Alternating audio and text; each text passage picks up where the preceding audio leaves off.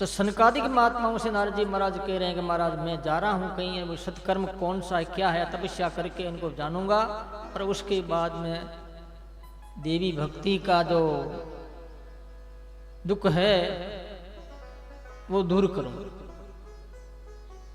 तब सनकादिक माता बोली सत्कर्म सूचकम नूनम ज्ञान यज्ञ समर्थ बुधे श्रीमद्भागवतालाप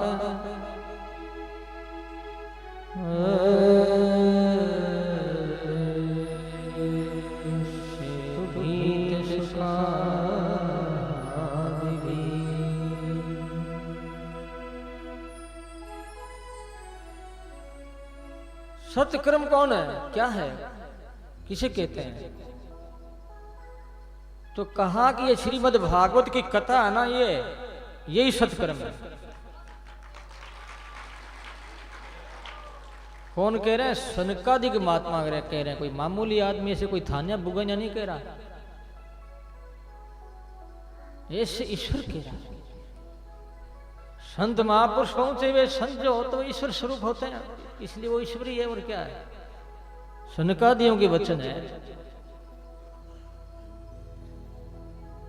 तो सज्जनों, नारद जी महाराज कहते हैं कि प्रभु गीता का पाठ सुनाया, वेद मंत्र का कान में दिया, आवाज दी, लेकिन तो जगह नहीं। तो कहते वेदो उपनिषदाम सारा जाता भागवती कथा। वेद और उपनिषदों के सार है ये श्रीमद् भागवत कथा।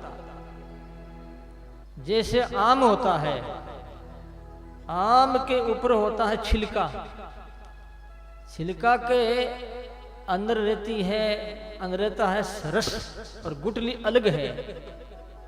गुठली और छिलका को हटाकर केवल रस है, उसमें स्वाद ज्यादा आता है, क्योंकि पूरा स्वादमयी है ना। तो ऐसे ही सार क्या है? आम का रस सार है, न गुठली सार नहीं है, छिलका भी सार नहीं। ऐसे ही सभी शास्त्रों का सार श्रीमद् भागवत है। सारा जाता भागवती कथा, उनका सार। जैसे दही का सार मंथन करने पर नवनीत निकलता की निकलता है, दूध में, दूध के रोए रोए में घी रहता है, लेकिन हम घी का स्वाद नहीं ले सकते। दही के रोए रोए में घी भरा हुआ है, लेकिन स्वाद हम घी का अनुभव नहीं कर पा रहे हैं।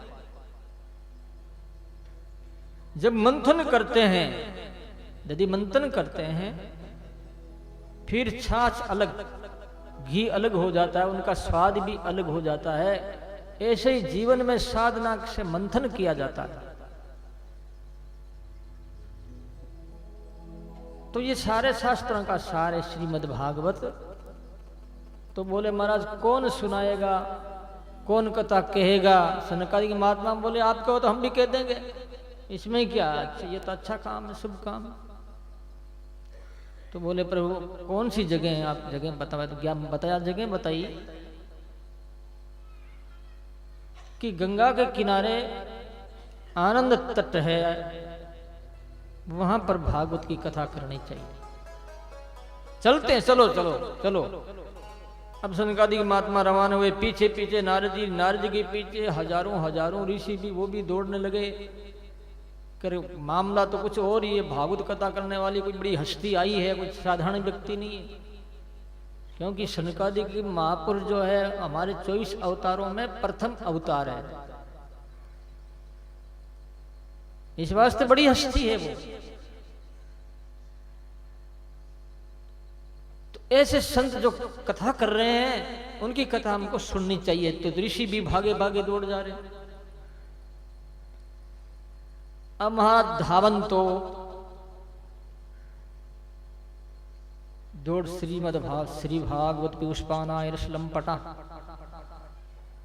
धावंतोप्याययो सर्वे प्रथमम ये च वैष्णवा। दौड़ने लगे। कभी दौड़ते हैं कथा? तुम लोग कहोगे महाराज हम तो बहुत दौड़े हैं ना, 1000 किलोमीटर दौड़ पड़े। हमारी दौड़ 1000 किलोमीटर थी। यहां पर पधारे दौड़ते भाई ना, गाड़ी में बैठे थे, बस में बैठे तो बस दौड़ रही थी, तुम अपना आप ही दौड़ रहे थे। कितना कष्ट सहन करें, तीर तो में जाते हैं, कष्ट सहन करना पड़ता है। ये आगे बात आएगी, बताऊंगा मैं आप लोगों को।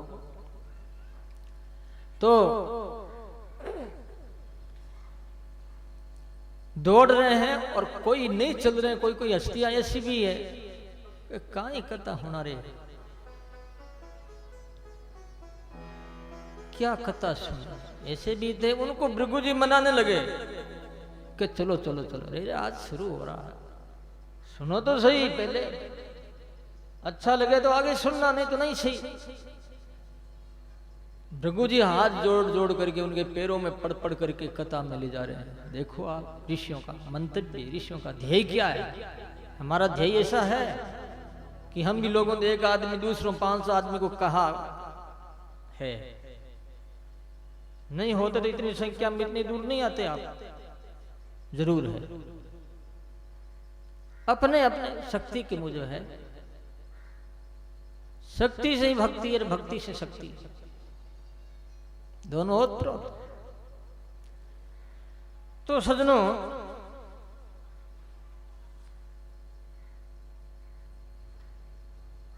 दौड़ रहे हैं और मना रहे हैं।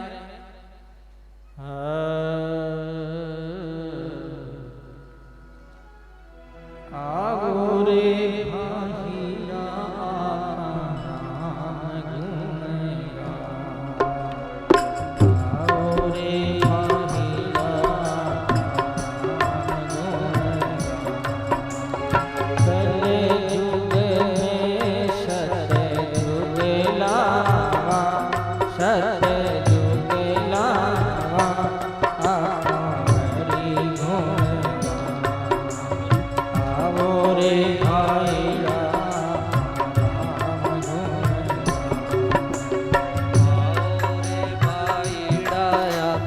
राम गुण गावा, युग में सतयुग लावा, सतयुग लावा, राम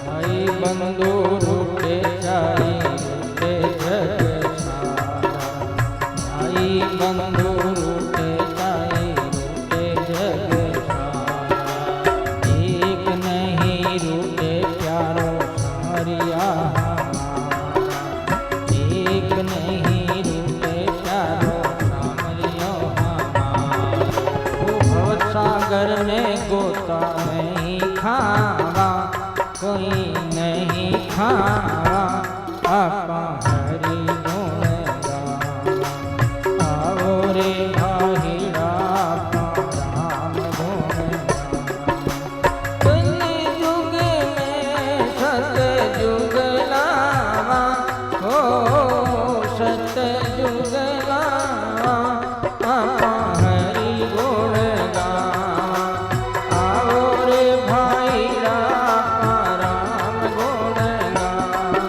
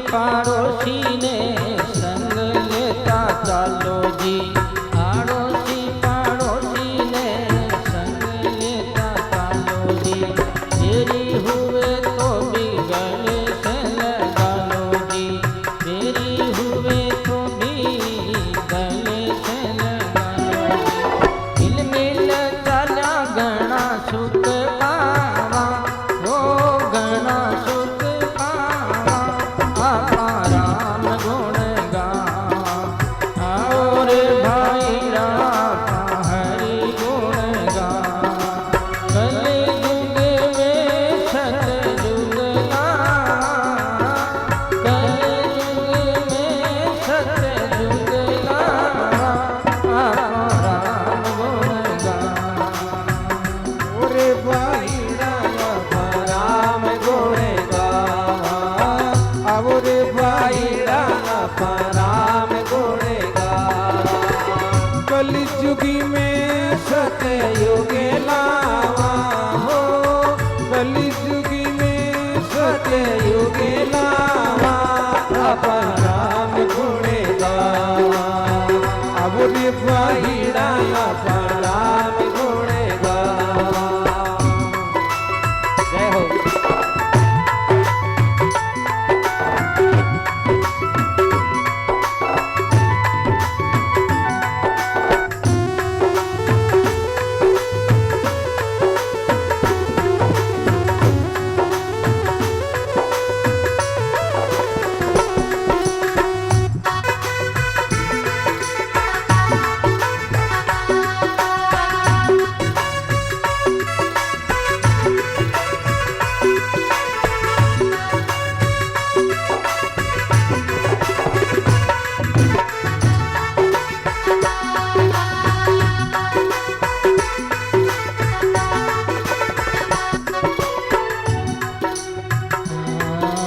नींदली फिरे आड़ी करेला बिगाड़ो, नींदली फिरे आड़ी करेला बिगाड़ो।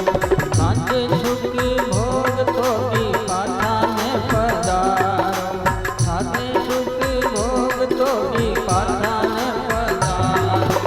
पाछा रे पधार्या घना दुख पावा, पाछा रे पधार्या घना दुख पावा, आपा हरि गुण गावा।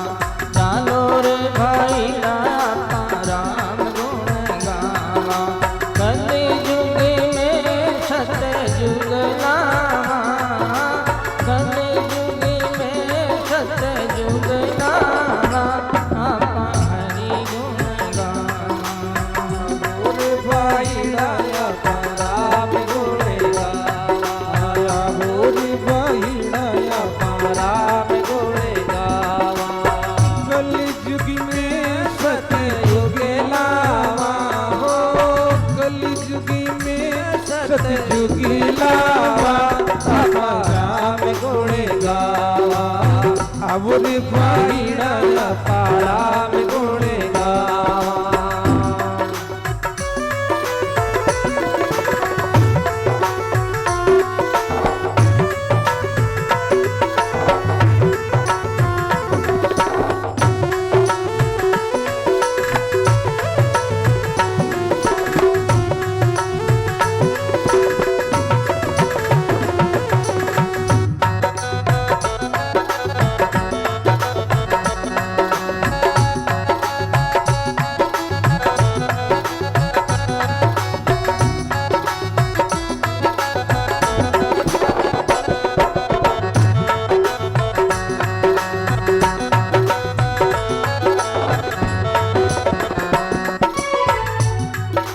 भाई बहन भाई बट राम गुण गावे, माता बहन भाई जट राम गुण गावे। राम जी का प्यारा बट संत घना आवे, राम जी का प्यारा बट संत घना आवे। मारी कृपा से आपा तीर जावा, तीर जावा, तीर जावा, आपा हरि गुण गावा। आओ रे भाई आपा राम गुण गावा। कलि युग में सतयुग लावा,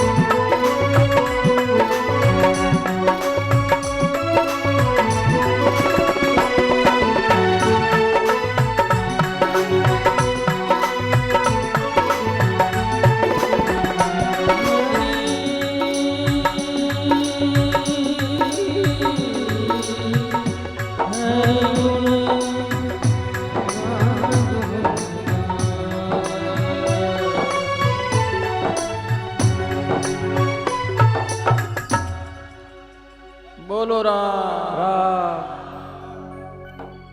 आओ रे भाईड़ा आपा राम गुण गावा। बड़े प्रेम से हाथ जोड़ जोड़ करके भृगु जी महाराज श्रीमद् भागवत श्रवणार्थ प्रयत्न कर रहे हैं ले जाने के लिए, और ले ही गए। सनकादिक महात्मा 20 व्यासपीठ पर विराजे हुए हैं और वहां पर बड़े बड़े पहाड़ जो है मानव का रूप धारण करके बैठे, नदियां औरतों का स्वरूप धारण करके वो भी आ गई, गंगा जमुना सरस्वती सारी नदियां आ गई।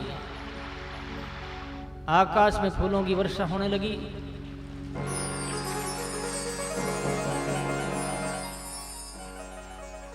सदाशिया सदाशिया श्रीमद्भागवती कथा यस्याश्रवण मात्रेणे हरिचित्तं समाश्रये। सनकादिक महात्मा कह रहे सदा ही सेवन करना चाहिए। भागवत की कथा सुनने मात्र से जीव का कल्याण हो जाता है।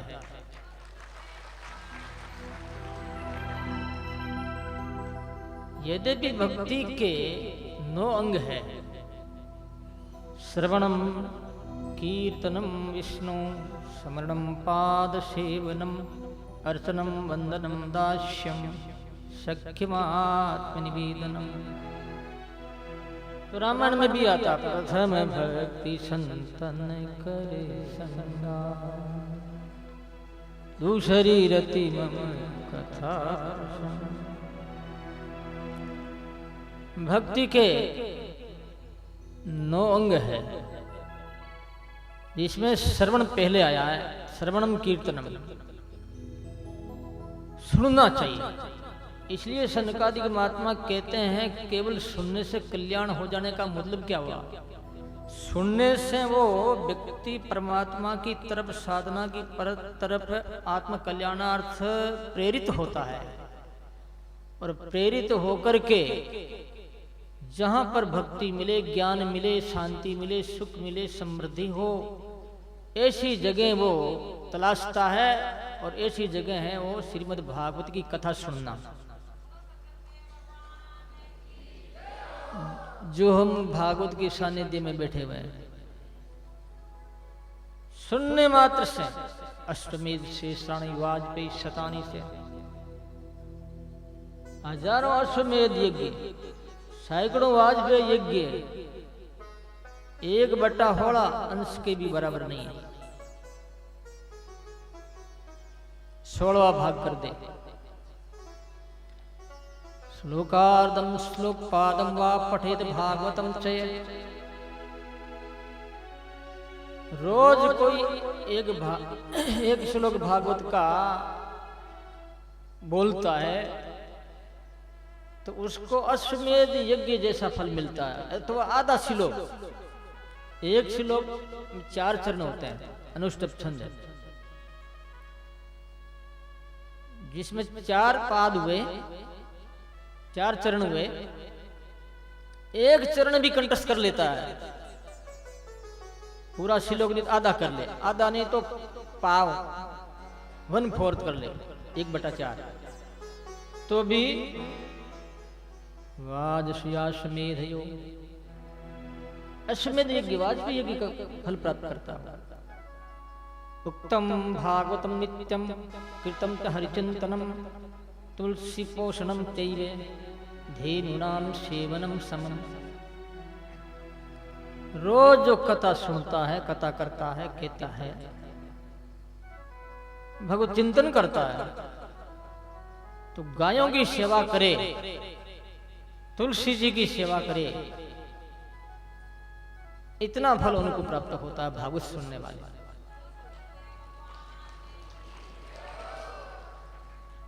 इसलिए आज लोग भागवत के पीछे लगे हुए हैं।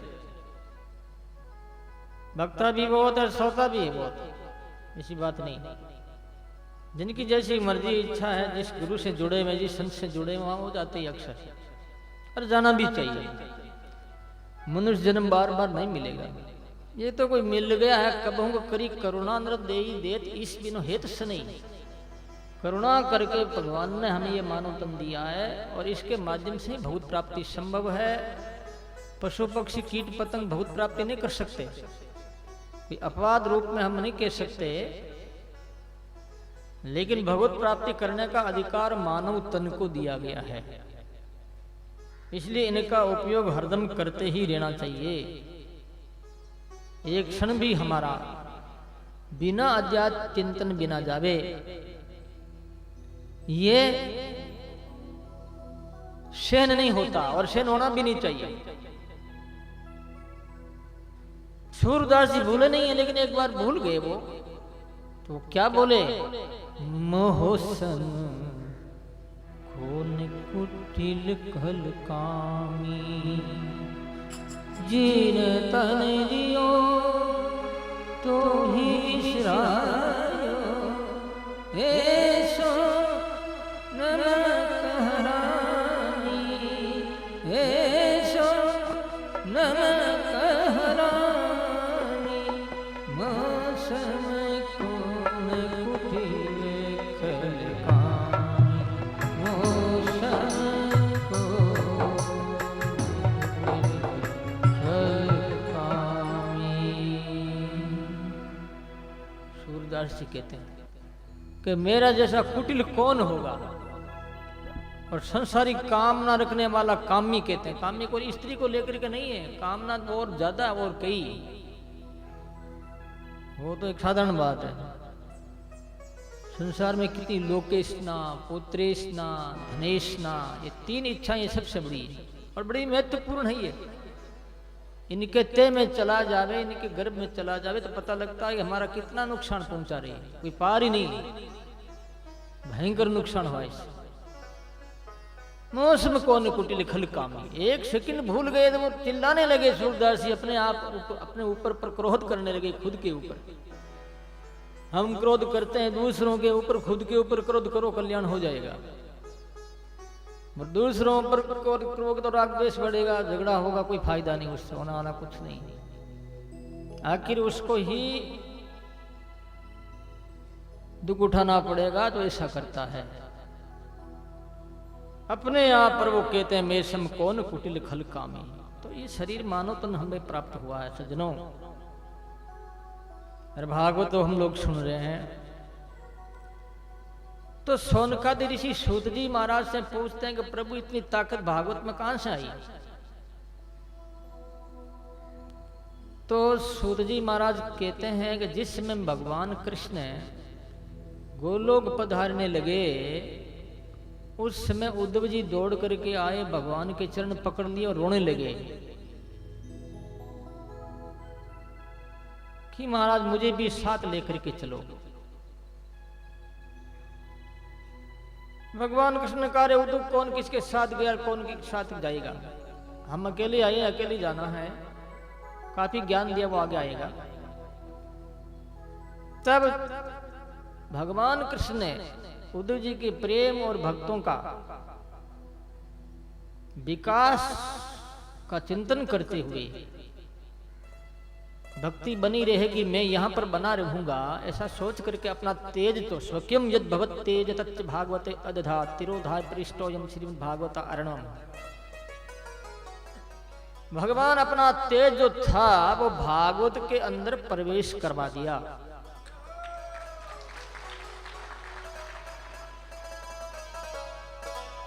इसलिए भागवत में ताकत है। और ये बात, कई बातें ऐसी मुझे याद है और जीवन में चरितार्थ हुई है, प्रैक्टिकल में सामने आई है। एक बात मैं आपको सुना देता हूं कि भागवत कृष्ण रूप कैसे हुई। ये बात है नागौर खत्रीपुरा, लक्ष्मी स्वर्गीय लक्ष्मी नारायण जी खत्री, उन्होंने मेरे से श्रीमद् भागवत की कथा करवाई। लंबी चौड़ी कथा कोई मतलब नहीं है, संक्षिप्त में आपको बता रहा हूं। तो कथा समाप्त होने के बाद वो रोने लगे, बहुत रोए बहुत रोए। मैंने कहा सेठ साहब क्यों रोते हो, क्या कारण है? कि आज प्रियतम का दर्शन किया।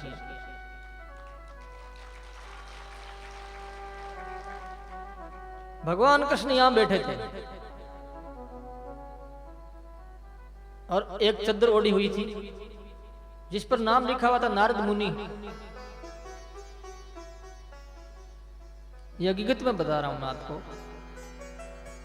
यहां विराजे हुए थे, मैंने नहीं देखा, उन्होंने देखा, बहुत रोए। तो जहां भी भागवत होती है भगवान आकर के पधारते हैं।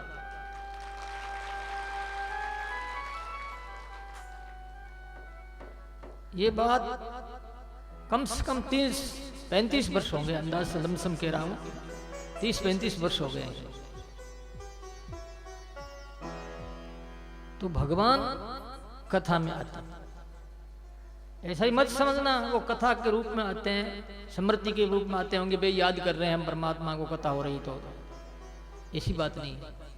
साक्षात वो आते हैं और कोई भाग्यशाली कोई दर्शन देते हैं, वो हरे को तो दर्शन भी नहीं देते।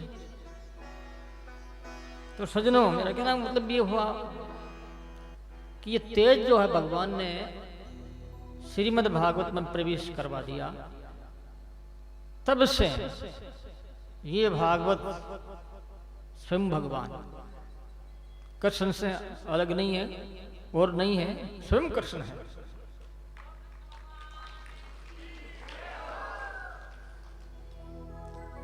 प्यारे भाई माता और बहनों, इस प्रकार से तेज भागवत में प्रवेश हुआ। भागवत का मैं तो बड़ा, भागवत कथा सुनने ज्ञान वैराग भक्ति भी, और ज्ञान वैराग भक्ति प्रकट हो गए और कीर्तन करने लगे। भक्ति सुतो तरुणौ गृहीत्वा प्रेमे कृपासे साविराशी श्री कृष्ण गोविंद हरे मुरारे नाथेति नामानि मुहुर्वदन्ति। कीर्तन करने लगे, श्री कृष्ण गोविंद हरे मुरारे हे नाथ नारायण वासुदेवा।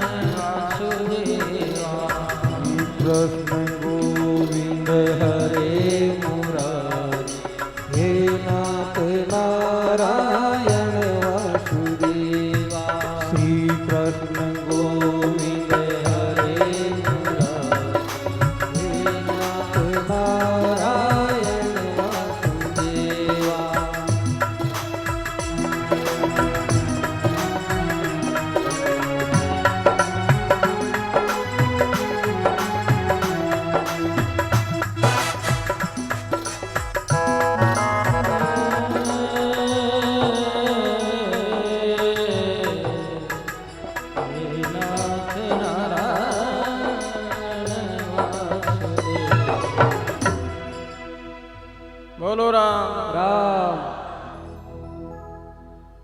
ज्ञान वैराग भक्ति पुष्ट हो गए, उनका बुढ़ापा खत्म हो गया, शरीर अच्छा हो गया, भक्ति भी बड़ी प्रसन्न हुई और प्रसन्न होकर के सभा में कहती है सनकादिक महापुरुषों से, संतों से, नारद जी से कि महाराज मैं कहाँ रहूं? तब उन्होंने कहा, हे भक्ति देवी तुम भक्तों के हृदय में रह।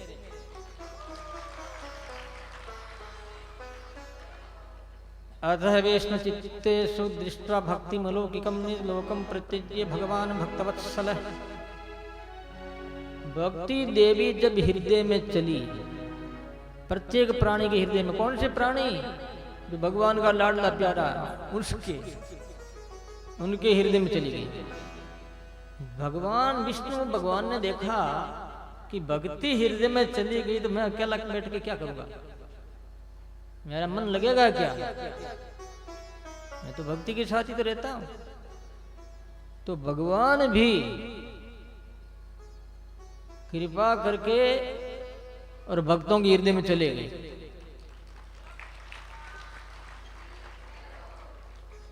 बड़ी सुंदर जगह मिली उनको। भगवान भक्ति के हृदय, भक्ति भगवान भी भक्ति के को साथ लग करके भक्तों के हृदय में निवास कर ले। प्यारे भाई माता और बहनों, इसलिए भागवत की महिमा है। और नारद जी महाराज बड़े प्रसन्न हुए, कृतज्ञता प्रकट करने लगे कि महाराज और कोई भी पापी ऐसे ऐसे पापी का उद्धार होता क्या, होता। सनकादिक महात्माओं ने उदाहरण दिया। क्या उदाहरण दिया कि तुंगभद्रा नदी के किनारे एक शेर और उसमें आत्मदेव नाम करके एक ब्राह्मण और उसकी धर्मपत्नी का नाम धुंधली, ये दंपति रहते थे।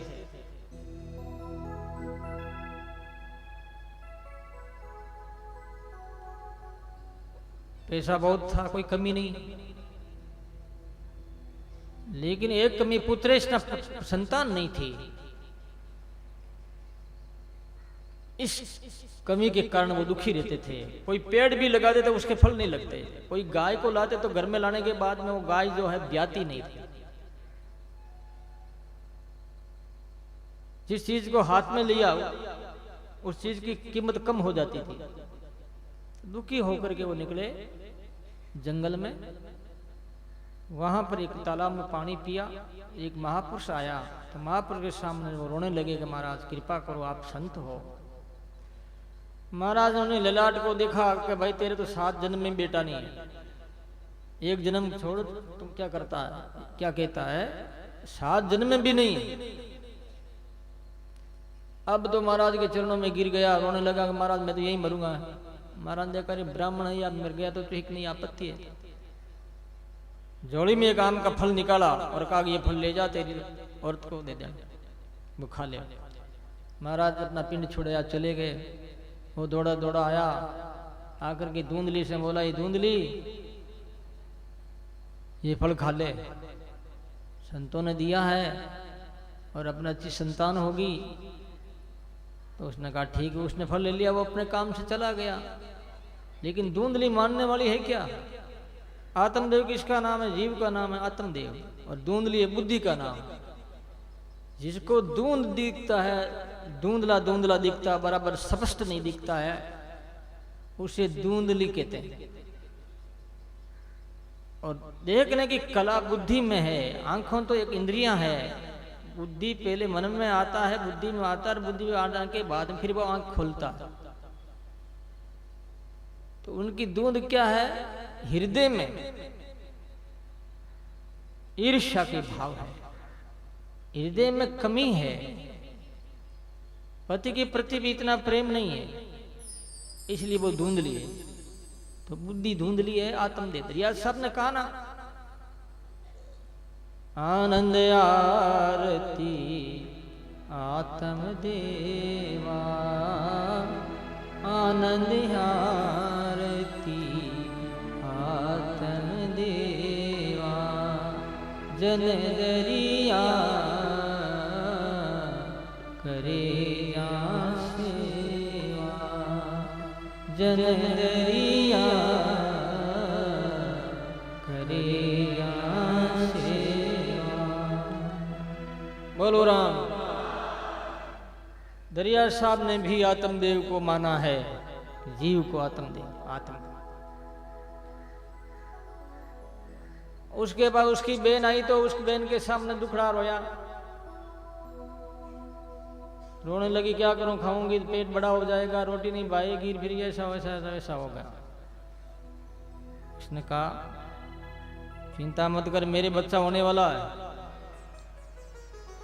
तू तेरे पति से धन दिला देना, धन तो तेरे पास बहुत है, और मैं मेरा बेटा जो है तेरे वहां पहुंचा दूंगी, चिंता करी मत। ठीक है। और फल बाबा जी की परीक्षा लेने के लिए करो कि बाबा जी में सच्चाई कितनी है, गाय को दे दे फल तुम, फिर देखते कोई बेटा होता कि नहीं होता है। तो फल गाय को दे दिया। समय पा करके धुंधली की बहन के लड़का हुआ और वो लड़का वहां पर बहन पे पहुंचा दिया और ये प्रचार करवा दिया गया कि धुंधली की एक संतान हुई है। लोग ब्राह्मण लोग आए, ज्योतिष जानकार लोग आए, जात कर्म कराया, स्वस्ति वाचन किया, पुण्य दान किया, उसने ब्राह्मणों को खूब दिया। और 3 महीने के बाद में गोकर्ण जी महाराज प्रकट हुए। गोकर्ण जी महाराज गाय से जन्मे। कान तो गाय के थे, बाकी पूरा शरीर मानव का था। लोग देखने के लिए आए, हजारों किलोमीटर से देखने के लिए आ रहे हैं। अरे वो का भाई आत्मदेव के लड़का हुआ, लड़का ऐसा है, गाय का कान है उनके। गाय का कान का मतलब क्या हुआ? गाय का कान का मतलब ये होगा कानों से भी तुम पीते रहो। अभी जो स्वागत की कथा पी रहे हो ना, वो कानों से पी रहे हैं, कानों की छिद्र से। कान में से आकर के फिर हृदय में आया है, मुंह से चबा करके हम हृदय में जाता, पेट में जाता अन्न, रस पीते हैं बर्फ जाता पेट में। और ये कथा पीने का माध्यम शुरुआत में जैसे मुंह है ना, वैसे ही कान है कथा का। तो गोकर्ण नाम रखा गया। बड़े वे गोकर्ण जी बड़े भगवान के भक्त वे, लाडले सपूत वे, मातृ भक्त पितृ भक्त, बड़े प्रेमी थे। और वो दुष्ट था, बड़ा बदमाश, छोटे छोटे बच्चों को मारना करना, इधर उधर वो गलतियां करना, ये सब उनका काम था।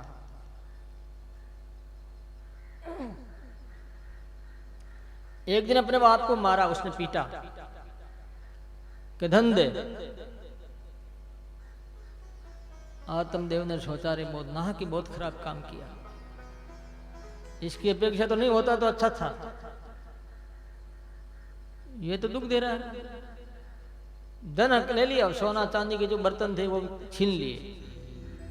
अभी दुखी होकर के और वो गया वहां गोकर्ण जी के पास। गोकर्ण जी बोले, पिताश्री असारी खलु संसारी दुख रूपी विमोहक, सुत कश्ये धनम पश्ये स्नेहान जलते निशम, धर्मम भजस सततम तिज लोग धर्मा, सेव साधु पुरुषान जय काम तृष्णा।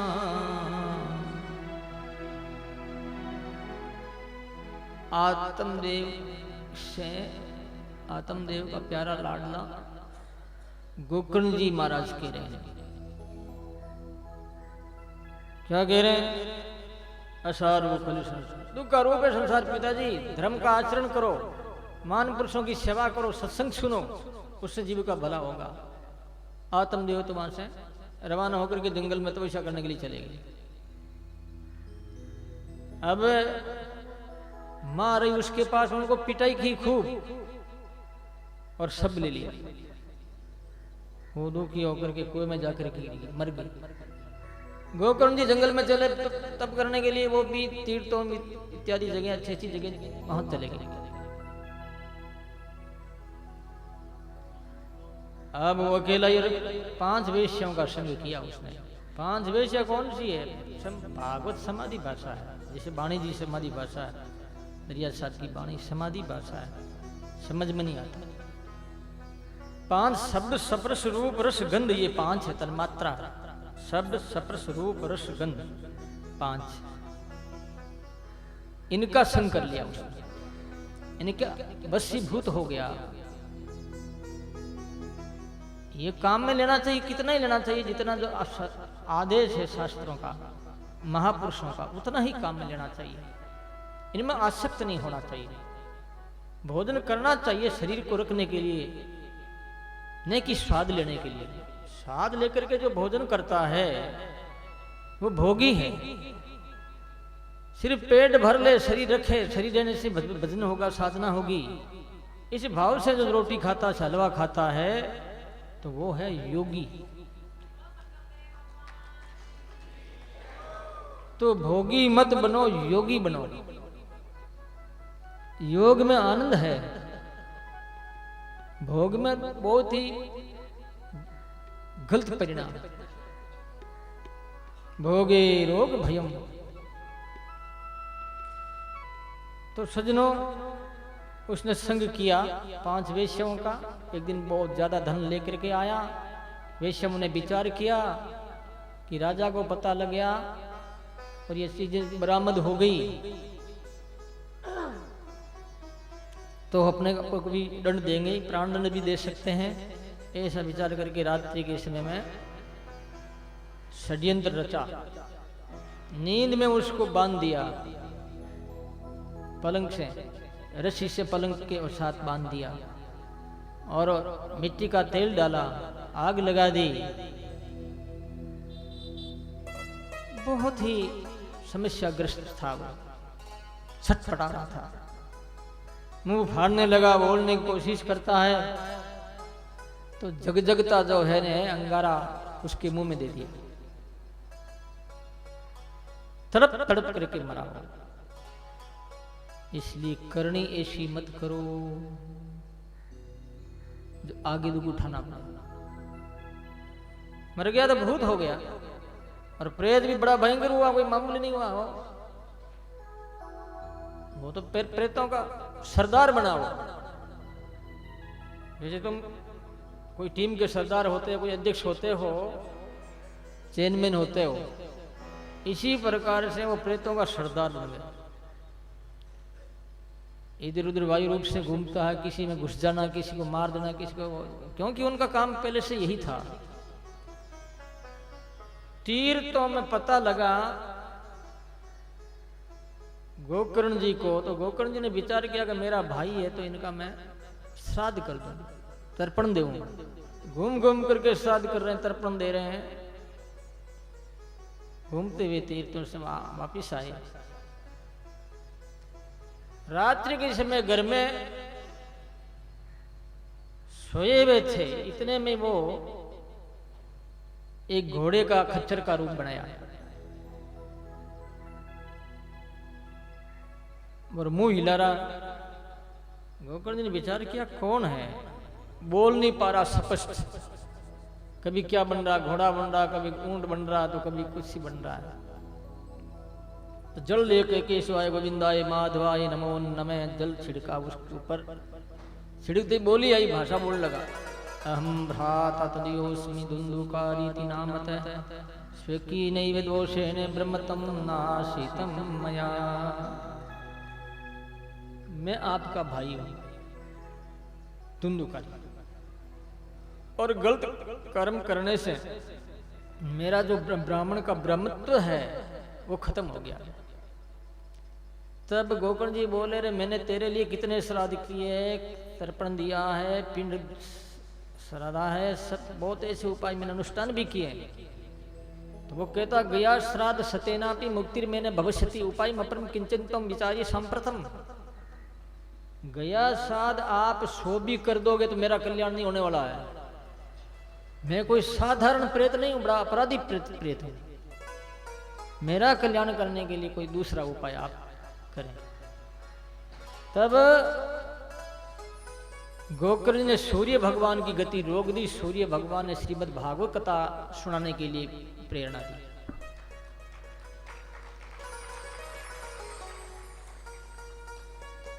अब गोकर्ण जी महाराज श्रीमद् भागवत की कथा सुना रहे हैं। पहला दिन, पहला गांठ, एक गांठ फटी, दूसरी गांठ फटी, एक बांसुरा था, बांसुरा में बैठ गया वो। हाजना में 7 गांठ फट गई और वो 4 भुजा रूप धारण करके भगवान का पार्षद जैसे स्वरूप बड़ा सुंदर, और वो कहता, धन्या भागवती वार्ता प्रेत पीड़ा विनाशिनी सप्तो हो पिता धन्य कृष्ण रोग फल प्रदे।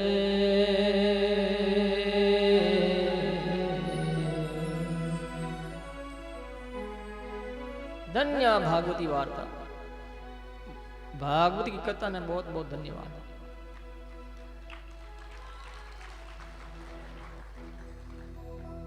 जो प्रेत की मेरी बाधा थी, पीड़ा थी, प्रेत बने हुआ था मैं, वो प्रेत से योनि से छूट गया और अद्भुत स्वरूप को मैं प्राप्त हो गया। भागवत का कितना मातम्य, उन्होंने बिना कृतज्ञता पूर्वक गोकर्ण जी महाराज से कह रहा है, बोल रहा है। इतने में पार्षद आ गए, विमान लेकर के पार्षद आए और वो कहा भाई तुम बैठ जाओ अंदर। उस समय में गोकर्ण जी बोले कि महाराज कोई बात नहीं, मैं आपसे निवेदन करता हूँ, कथा मैंने की, हजारों आदमी यहाँ बैठे सुन रहे हैं और विमान एक ही कैसे आया। भगवान के पार्षद बोलते हैं कि भाई इन्होंने जो कथा सुनी है वो मन लगा करके सुनी, क्योंकि प्रेत योनि की बाधा से बड़ा पीड़ित था, दुखी था। दुखी आदमी भक्ति करता तो वो अच्छी करता, फिर वो गलत काम करता तो जोरों से पूरी शक्ति से करता है। वाल्मीकि का जीवन देखो, पहले रत्नाकर डाकू था, डाकू का विषय में भी पूर्णतया पारंगत था, और जब साधना करने लगा तो साधना में पारंगत हो गया। भगवान राम का अवतार तो बाद में वार, और वाल्मीकि जी ने पहले ही रामायण की कथन कर दी। वाल्मीकि रामायण के नाम से प्रसिद्ध है। इतनी ताकत आ गई तो पापों का नाश हो जाता है। कहते हैं कि विमान एक ही कैसे आया, इन पापी का कल्याण तो हो गया।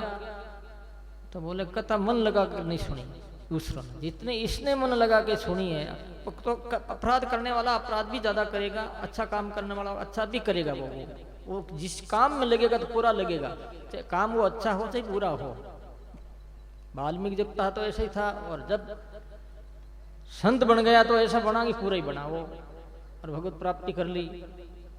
ऐसे ही जो दुष्ट होते हैं ना, वो ऐसे करते हैं। जिस काम में लग गया, अच्छे काम में, तो अच्छा काम पूर्णतया उसमें पारंगत हो जाता है, उसका परिणाम प्राप्त कर लेता है। इसी ढंग से साधना होनी चाहिए।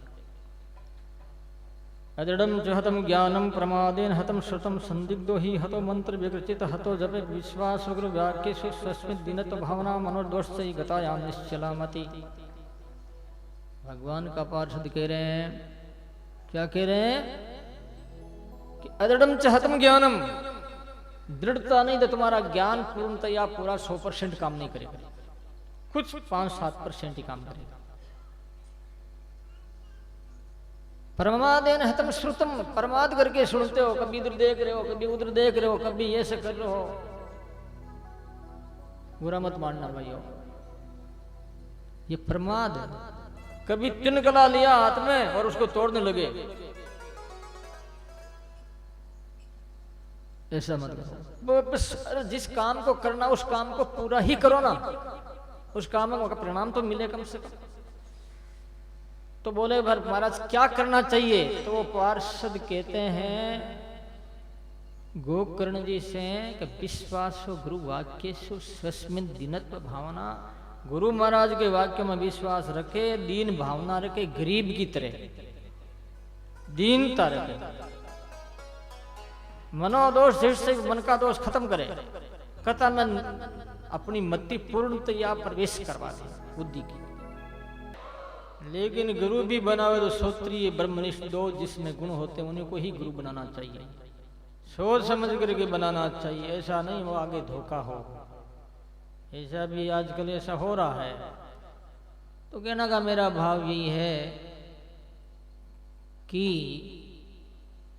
भागवत में भगवान के पार्षद बोल रहे हैं सनकादिक महात्माओं से, यानी जो है गोकर्ण जी महाराज से, कि अदृढ़ं च हतं ज्ञानम प्रमादेन हतं श्रुतम।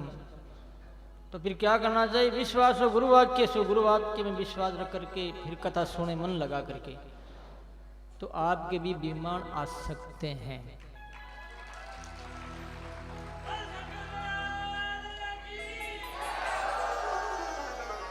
तो सजनों अब गोकर्ण जी महाराज ने दूसरी बार कथा और करी। सारा गांव सुनने के लिए आता था और अंत में लास्ट में सभी पूरा का पूरा गांव बेकुंड में चला गया।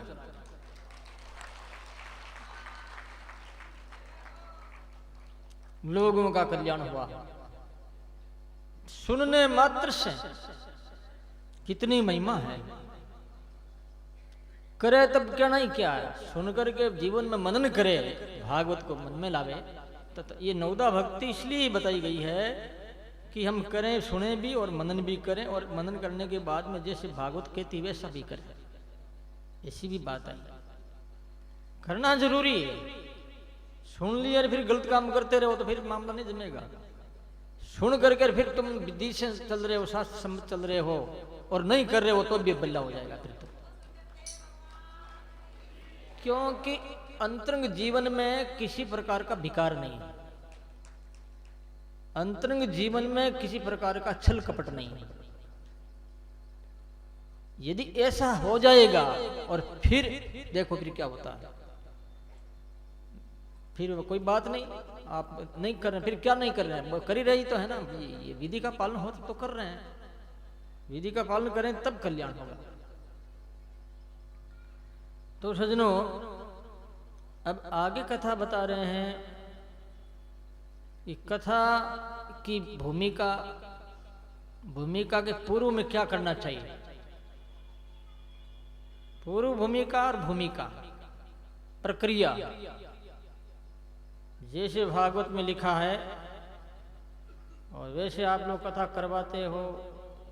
यजमान बनते हैं, कोई ऋतुक बनते हैं, तो कोई कथाकार व्यासपीठ पर व्यास जी का स्वरूप बन करके कथा करते हैं। यादृश वित्तम तादृशम परिकल्पिये। भागवत कराने के पहले बजट देखना अति आवश्यक हो जाता है। कौन सी भागवत करावे, खर्चीली या साधारण। वो जैसा बजट होता है वैसा अपना आप हो जाता है। तो पहले जैसे बेटी की ब्याह करते हैं बेटा बेटी के, तो पहले वो माता पिता सोचते हैं भाई अपने घर में कितने रुपए हैं, बैंक में कितने हैं, फाइनेंस की करीब किए हुए हैं वो कितने लोगों के पास में है, कितना पैसा आने वाला है। ये सब देख करके काम करना चाहिए। ऐसा नहीं कि घर बाल वड़ी तपे। मारवाड़ी में कहावत है कि घर ने बाल दे जला दे फिर होली करे फिर तपे। ठंड में झूंपड़ी बाल करके तपने में कोई फायदा नहीं है, क्योंकि मन काम में पिता। लेकिन मैं आपको एक बात बताना चाहता हूं। एक चौधरी मेड़ता तहसील में, उसका नाम है छाती छल्ला। आइए बहन क्या वो बैठे हैं, इनका नाम बड़ी सभा में ले रहा हूं। देख लो, इन्होंने लोन उठा करके कथा कराई मेरे से। विचित्र बात, ऐसा सगस है ये। मैं कोई बड़ा ही नहीं करता हूं। इतना त्याग त्यागा शांति अनंतरम, त्याग से शांति। अरे वो बोले कि महाराज मेरे 2 ट्यूबवेल है और ठीक 2 ट्यूबवेलों ने ऐसा काम किया, उस वर्ष अनाज भी उनके बहुत हुआ और सब काम हो गया। तो राम जी ऐसे करते हैं। हिम्मत मर्दा तो मदद खुदा। हिम्मत मर्दा तो मदद खुदा। बादशाह की लड़की फकीर को निकाह। बात याद आगे सुना देता हूं। देखो, एक हातिम नाम करके बादशाह था और उस बादशाह का शत्रु बादशाह जो था बड़ा बदमाश था। वो साल में 2-3 वर्ष में 2-3 युद्ध होता और युद्ध में लाखों लोग मरते थे, जनसंहार होता था, हिंसा बहुत हो जाती थी। तो महापुरुष संत जो होते हैं वो कोई रास्ता निकालते हैं। उस महापुरुष ने विचार किया, त्यागी महापुरुष ने, कि कितने लोग मरते, एक आदमी मरता है ना तो उसके पीछे कितने होते हैं, उनकी औरत होते हैं, उनके बच्चे होते हैं, माता पिता होते हैं, सास ससुरे होते हैं, बहन बेटियां होती, कितने लोग रोते हैं। आपको मालूम है सीमा पर जो मर रहे हैं वो कितने महान व्यक्तित्व है उनका, इतने पैसे से वो पैसा कोई भी कमा सकता है आज के, लेकिन देश की सेवा के लिए, राष्ट्र की सेवा भाव होने के कारण से वो बलिदान की वेदी पर चढ़कर के लिए सदा के लिए वो शहीद हो जाते हैं, अमर हो जाते हैं। हमारी रक्षा वो करते हैं। तो एक संत ने विचार किया कि इतने लोग मर रहे हैं, तो वो संत हातिम के शत्रु बादशाह के शहर में गया और जोर जोर से बोलने लगा, हिम्मत मदा मदद खुदा, बादशाह की लड़की भगीर को निका। उसके कान में आवाज गई, समाचार चर्चा हो जाती है, लोग बोले रहे साधारण है ये बाबा, और ये लड़की के साथ में कैसे शादी करेगी, तो बूढ़ा खगड़ है।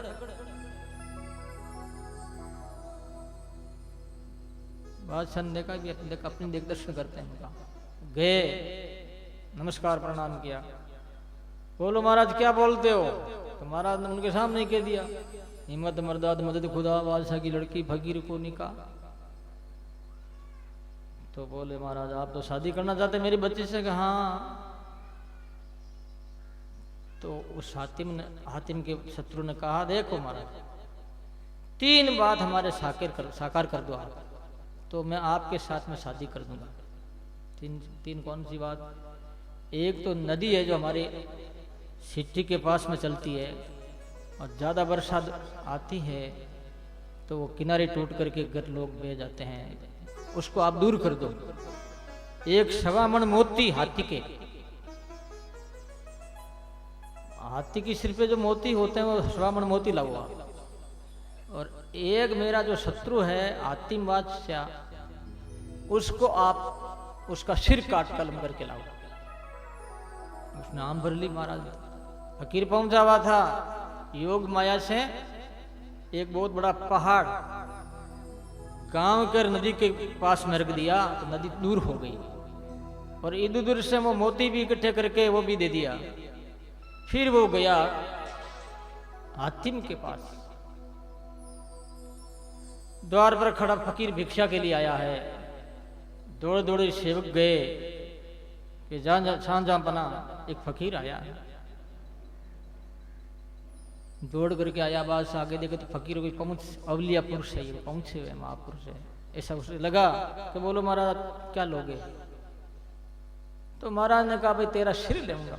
हातिम, मेरा सिर आप लोगे? हाँ।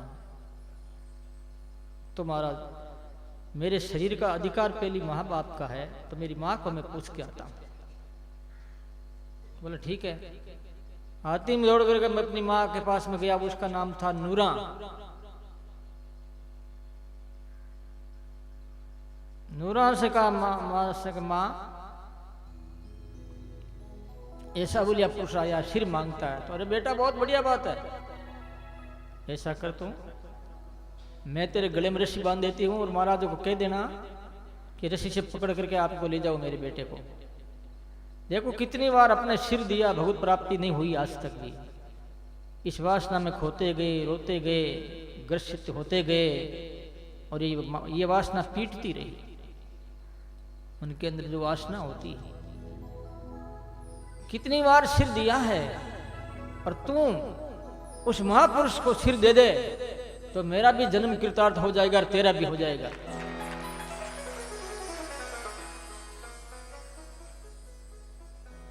नूराबाई आई और वो रस्सा जो था फकीर के हाथ में पकड़ा गया। फकीर आगे आगे, फकीर पीछे पीछे, हातिम बादशाह ठीक उसके जो मेल के दरवाजे पर खड़े हुए। तो हातिम का शत्रु वो बादशाह था, वो सुना हुआ आया, अब हंसने लगा खिलखिला करके, देख मेरे में कितनी करामात है, मैंने तेरे को पशुवत व्यवस्था दे करके बुलाया, आगे तेरा सिर अब कलम करूंगा मैं। अब 3 बात पूरी हो गई। फकीर ने कहा ए सुन ले मेरी बात, इस लड़की की शादी आतिम के साथ कर।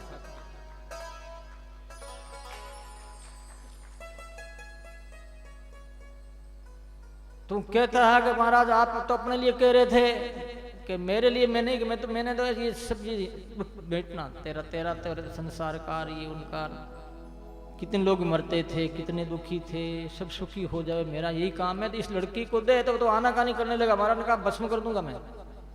3 बात मैंने तेरी पूरी कर दी।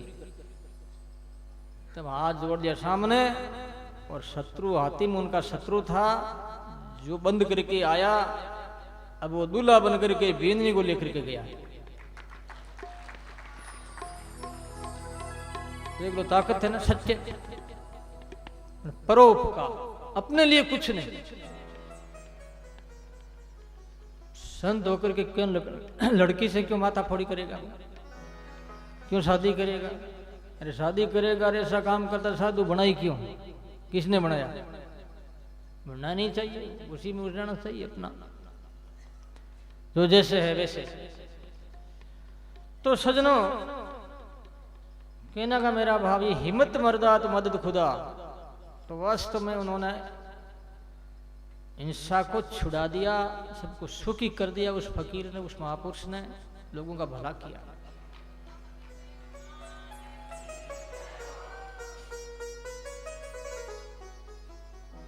तो यही बात है, मेरा भाव यही है कि सब सुखी हो गए। तो संसार में इतना त्याग, तो भागवत का बजट देखे, बात ये चलती चलते चलते थोड़ा ऐसे हो गई विषय अंतर, लेकिन है विषय में, ज्यादा अंतर नहीं कह सकते। तो कभी विस्तार होता है, कभी शॉर्टकट हो जाता है, ये तो चलता रहता है। तो जैसे बच्चे की शादी करते हैं, हिम्मत रखता है कोई, बजट देखता है, बजट से भी ऊपर चला जाता है। जैसा कि उन्होंने लोन लेकर के भागवत करवाई, तो ऐसे भी लोग होते हैं। बोलो राम। और भागवत के लिए चाहे घर में हो, चाहे वन में हो, चाहे मंदिर में हो, ऐसी अच्छी जगह हो, बड़ी जगह हो, ऐसी जगह कथा करानी चाहिए तो लोक कल्याण का काम करे, लोग बैठ सके, रह सके, और सारी व्यवस्था हो सके, उस व्यवस्था का वो लाभ उठा सके, ऐसी जगह करनी चाहिए। ये बताया गया। और लेटर लिखना चाहिए जगह जगह, गांव गांव में, अपने